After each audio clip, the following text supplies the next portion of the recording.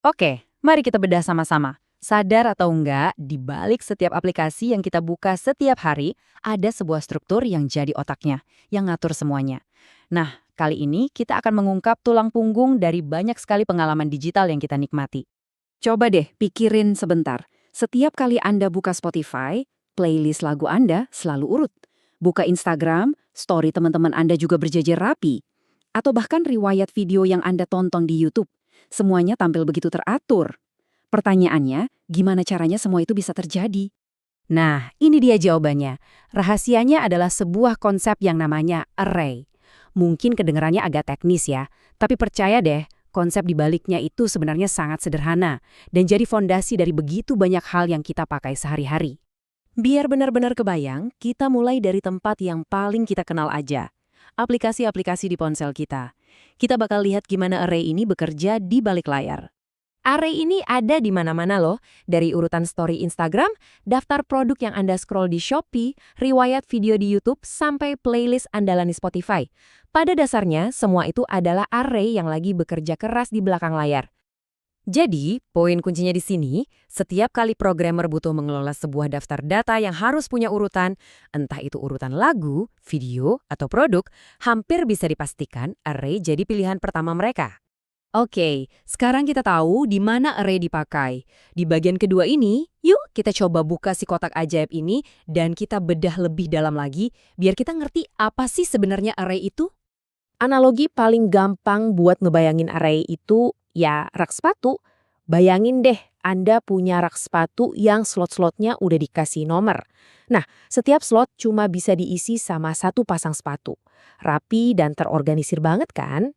Nah, disinilah keunikannya. Dalam dunia pemrograman, nomor slot ini kita sebut indeks. Dan ini yang penting, kita mulai hitungnya dari angka 0 ya, bukan 1. Jadi kalau Anda mau ambil sepatu Adidas, Anda tinggal bilang, saya mau yang ada di indeks 1. Super cepat dan langsung ke tujuan.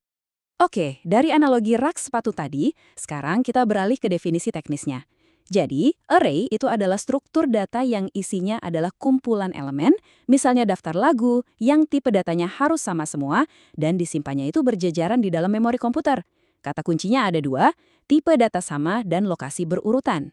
Coba kita rinci lagi ya ciri-cirinya.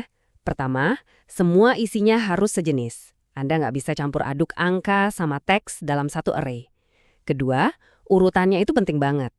Ketiga, setiap barang di dalamnya punya alamat unik yang namanya indeks yang dimulai dari 0. Dan yang terakhir, ini yang paling krusial. Ukuran array itu biasanya udah ditentuin dari awal dan nggak bisa gampang diubah-ubah. Nah, gambar ini pas banget buat nunjukin rahasia di balik kecepatan array. Karena semua data disimpan berurutan di memori, persis kayak rumah-rumah di satu jalan yang sama, komputer jadi nggak perlu nyari-nyari lagi. Dia udah tahu persis di mana elemen berikutnya.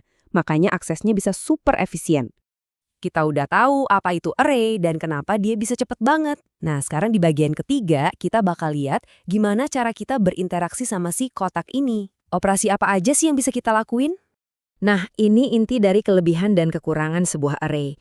Kalau kita mau ngambil atau ngubah data pakai indeksnya, wah itu cepat banget. Kita sebut O of 1 atau instan. Tapi gimana kalau kita mau nambahin data baru, ngehapus, atau nyari sesuatu tapi nggak tahu indeksnya? Nah, disitulah ceritanya jadi beda. Prosesnya jadi jauh lebih lambat, atau kita sebut O of N. Biar lebih jelas, kita lihat kenapa nambahin data itu mahal. Bayangin ini playlist lagu kita. Kalau kita mau nyelipin lagu baru di tengah-tengah, kita nggak bisa langsung taruh gitu aja. Kita harus mendorong alias menggeser semua lagu setelahnya buat nyediain tempat. Makin panjang playlistnya, ya makin banyak yang harus digeser. Repot kan? Hal yang sama persis kejadiannya pas kita mau ngehapus data. Waktu satu lagu kita hapus, bakal ada lubang kosong kan? Nah, biar strukturnya tetap rapi dan berurutan, semua lagu setelahnya harus maju buat nutupin lubang itu. Lagi-lagi, ini adalah operasi yang makan waktu dan tenaga. Oke, setelah kita tahu semua plus minusnya, ini jadi pertanyaan paling penting. Jadi, kapan dong waktu yang paling pas buat kita pakai array? Mari kita cari tahu jawabannya. Kita ambil contoh yang relevan banget sama kita semua. Feed video di aplikasi kayak TikTok. Setiap kali kita scroll, video baru langsung muncul. Gimana peran array di sini? Gini, Untuk feed video yang paling penting itu kan kecepatan akses. Kita mau video berikutnya muncul seketika pas kita scroll, tanpa nunggu. Nah, karena Array itu jagonya ngakses data berdasarkan urutan, dia jadi pilihan yang sempurna. Urutan kontennya jadi jelas, dan performa aplikasinya terasa mulus dan lancar. Tapi penting buat diingat, Array itu bukan solusi buat semua masalah. Kalau kita punya aplikasi di mana datanya itu dinamis banget, sering ditambah, sering dihapus, misalnya kayak daftar antrian di restoran, biaya buat geser-geser elemen tadi bakal jadi mahal banget dan nggak efisien. Jadi, ini dia rangkuman yang perlu Anda ingat. Kekuatan terbesar Array itu adalah kecepatannya yang luar biasa buat mengakses data. Tapi, kelemahan utamanya ada dua, ukurannya yang kaku dan proses nambah atau hapus data yang lambat. Nah, justru karena keterbatasan-keterbatasan inilah pintu ke dunia struktur data lain jadi terbuka.